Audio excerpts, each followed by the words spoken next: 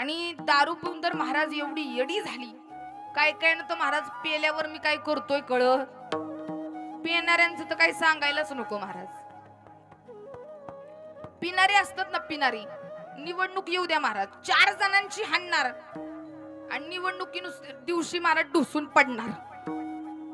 एवढं अवघड आहे त्यांचं. म्हणजे त्यांच्या नादाला कोणी लागत नुसतं महाराज. त्यांना दारू जर ढोसायची असेल ना, कुठला पण आमदार असू द्या, कुठला मोठा दादा, नुसतं म्हणणार बाहू.